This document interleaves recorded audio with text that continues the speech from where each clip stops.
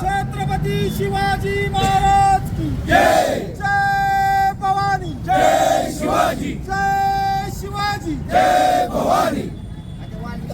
चे सरपंच कैलासवासी संतोष देशमुख यांची निर्गुण हत्या ज्या हरामखोरांनी केली त्यांना कडक शासन महाराष्ट्र शासनाने त्यांना प्रथमतः अटक करून त्यांना कडक शासन म्हणजे त्यांना मृत्यूदंडाची शिक्षा भर चौकात आणून दिली पाहिजे अशी आमची मागणी आहे महाराष्ट्र शासनाकडे। याची गंभीर दखल महाराष्ट्र शासनाने घ्यावी, अन्यथा हे आंदोलन आता प्राथमिक स्वरूपात आहे।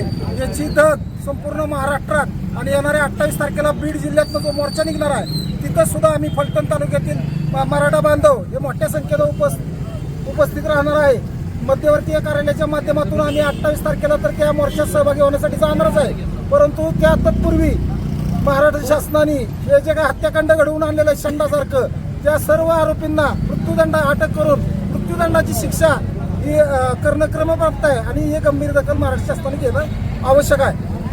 चे सरपंच कैलासवासी संतोष देशमुख यांची जी हत्या झाली, खऱ्या अर्थानं त्या गावातील एका दलित बांधवाला त्या ठिकाणी मारहाण झाल्याच्या नंतर सरपंच त्या ठिकाणी गेले आणि त्या खंडणीच्या करता ती पुढची लोक आलेली होती। खऱ्या अर्थानं खंडणीचं हे प्रकरण आहे आणि ह्या खंडणीच्या प्रकरणातील मास्टर माइंड कोण आहे महाराष्ट्राला माहीत आहे। त्या हत्याकांडाचा जो सूत्रधार वाल्मिक कराड आणि त्याचा वाल्मिक कराड ज्याच्यासाठी काम करतो ते ह्या राज्याचे मंत्री, लाज वाटते अशा मंत्र्याचं नाव घ्यायला, ते राज्याचे मंत्री धनंजय मुंडे यांचा राजीनामा घेतला पाहिजे।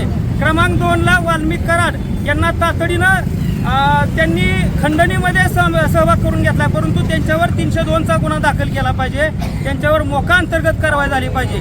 मागच्या 2 दिवसापूर्वी कैलासवासी सरपंच संतोष देशमुखांच्या कन्याने सांगितलं की त्या ठिकाणी त्या मुलीने सांगितलं की आपण जर ह्या 7 आरोपींना पकडलं तर या हल्लेखोरांचा जो मास्टर माइंड आहे, जो सूत्रधार आहे, तो आणखी 7 तयार करू शकतो आणि जर 15 वर्षाच्या 10वीतल्या मुलीला हे कळत असेल तर राज्याच्या मुख्यमंत्र्यांना, गृहमंत्र्याला निश्चितपणाने हे कळलं पाहिजे आणि खऱ्या अर्थानं मुख्यमंत्र्यांनी जर या प्रकरणामध्ये कठोर त्या ठिकाणी कारवाईचे निर्देश दिले तर निश्चित